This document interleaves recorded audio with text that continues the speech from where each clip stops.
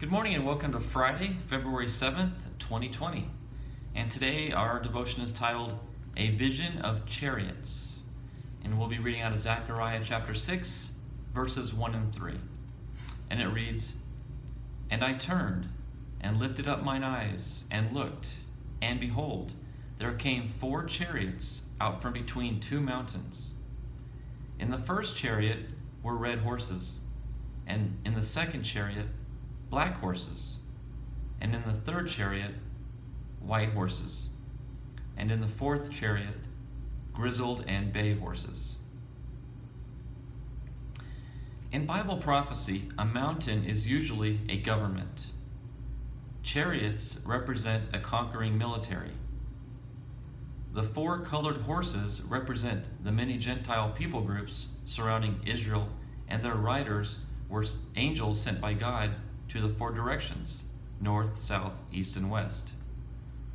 The 2 governments were probably Assyria, which took the 10 northern tribes captive, and Babylon, which took Judah and Benjamin captive 150 years later. The riders reported to God that the enemies who had conquered Israel were resting in peace. This report stirred God's jealousy over his children. Implied is the fact that God intended repaying in kind the world powers that crushed his people under slavery. Those countries are now extinct, and Israel is still a nation.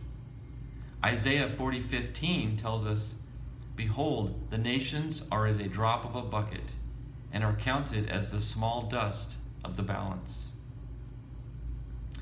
Military power among the nations of the world usually guarantee the safety and success of the nation.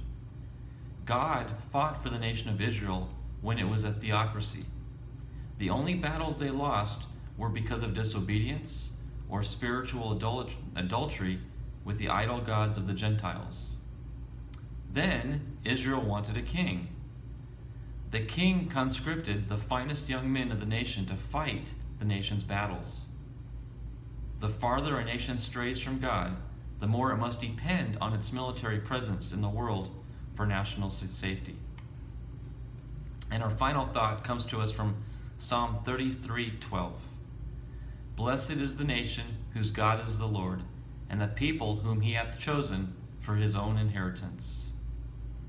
How true that is.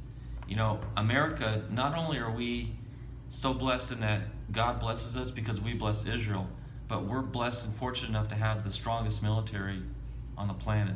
So we're like doubly blessed in that we've got spiritual protection as well as physical protection. And as long as we support Israel and defend them and bless them, God will continue to bless and support our nation as well. So we must not lose sight that we have to keep Israel in our sights for protection. We need to oversee them, protect them, love on them, and support them. And then in return, God will support us as well. So thank you all for joining me. I hope this has been a fun devotion. I look forward to seeing you all tomorrow. Take care and God bless. Bye-bye.